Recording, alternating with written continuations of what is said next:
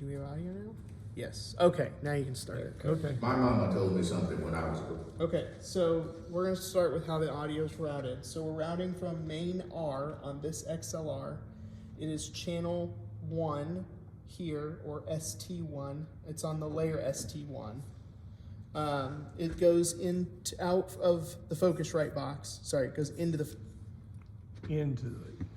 It goes out of the board into the Focusrite box. And the issue that we were having was that this gain knob, you'll see that it's black right now. And then once this dude starts talking again, come on. ever changed. There we go. Sorry. She played the piano at our little church at 3rd and Pine Street for 37 years. She tried to teach me to play the piano, but I wasn't very good. You'll see that flashing green there. So that means we've... What? Fader down. But I need to hear it. That's the point. I gotta hear it for the thing. But just enough to hear it, because they can't hear you. So you see how it's flashing green over there? That means you're getting signal from the board, from this cable, into the computer. Now once we're doing that, you go to OBS, because I'm assuming that's how you all live stream. And you see this audio input capture and how the green is bouncing around here?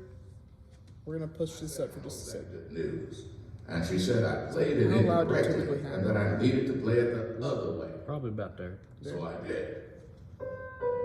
We're gonna post down just like that. So you want that to be green.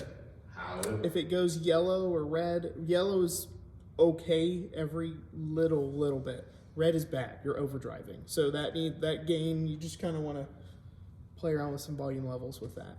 But basically, that goes into the Focusrite. The Focusrite gets captured here as the audio input capture, like I said. How can 8 notes with random causes? And so as long as you're in the green there, you want green there and you want to stay in the green here. Because if you go too much... I didn't like playing the piano anyway. Well... Then you're going to have clipping and it's going to sound bad, kind of like what we talked about earlier. So that's how the audio is run into the computer. Do you have any questions? How about the video side? Since I'm We'll seeing talk, that camera. that's cake. We'll talk about that in a second. Do you have any questions on that? No. Okay. So the video is easy. You have this cable, right? Yeah. This is your HDMI out of the camera, goes into this capture card. USB comes out of the capture card into the back of that computer, and that's your video capture right there.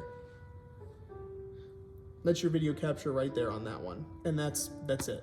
All the other audio devices on here are muted because you don't want any of that, because you're going to have crappy audio off that or crappy audio from the computer speaker or computer microphone. All your audio is coming from here, and that's it. So now to get audio from the computer to the board, we're using a USB, which has some limitations. So we were talking about redoing some of these areas and taking these off. With it being USB, you can't move it.